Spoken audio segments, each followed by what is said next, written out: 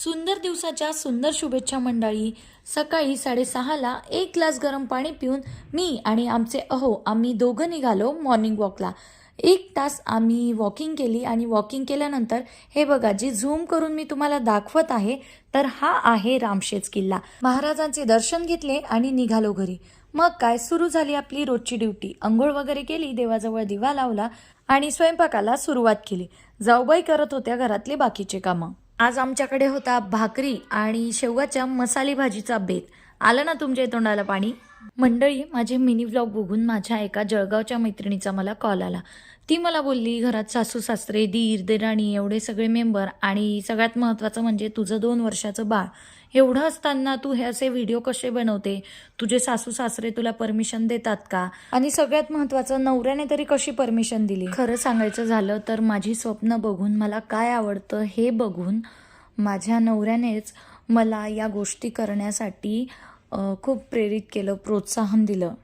आणि त्यानंतर आपले आईवडील तर असतात प्रत्येक गोष्टीत आपल्या पाठीशी, पण आईवडिलांनंतर माझ्या सासूबाईंचा आणि सगळ्यात महत्त्वाचं सासऱ्यांचा सुद्धा या गोष्टीमध्ये मला खूप सपोर्ट भेटला. घरातली मोठी सून आहे असा विचार करून माझ्या सासूबाईंनी मला अडवलं असतं की लोक काय म्हणतील, नातेवाईक काय म्हणतील, असं बोलून त्यांनी कधीच माझा पाय मागे खेचला नाही. आणि माझे सासरे ते तर माझ्या व्हिडिओची लिंक त्यांच्या मित्रांना, आमच्या नातेवाईकांना स्वतःहून सेंड करतात.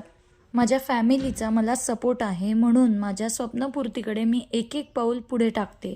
नाहीतर आज सुद्धा खूप सुशिक्षित लोक, मोठ्या मोठ्या घरातली लोक, आपल्याकडे भरपूर पैसा आहे, प्रॉपर्टी आहे, मग तुला जॉब, करिअर, बिझनेस या सगळ्या गोष्टी करण्याची काहीच गरज नाही आहे असं कारण देऊन सोन्याच्या पिंजऱ्यात अडकलेल्या पक्ष्यासारखी त्यांची मनस्थिती बनवून टाकतात. एखाद्या स्त्रीचं तिच्या पायावर उभं राहणं, तिचं स्वतःचं अस्तित्व निर्माण करणं, ही गोष्ट तिच्या फॅमिलीसाठी, तिच्या सासरच्या लोकांसाठी लाजिरवाणी कशी काय असू शकते? कारण जर तिने स्वतःचं नाव कमवलं तर त्यामागे त्यांचंही नाव निघेलच. आय होप लोकांचे हे विचार लवकरच बदलावे.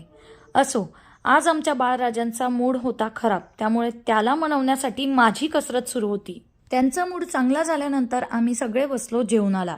जेवण झाल्यानंतर राहिलेली कामं करून मी गेली वरच्या रूममध्ये माझ्या व्हिडिओची प्रिपरेशन करायला.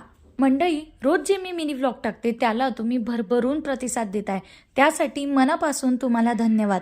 पण मी शनिवारी आणि रविवारी एका छान विषयावर मोठा व्हिडिओ अपलोड करणार आहे, त्यालाही तुम्ही छान प्रतिसाद द्याल हीच अपेक्षा.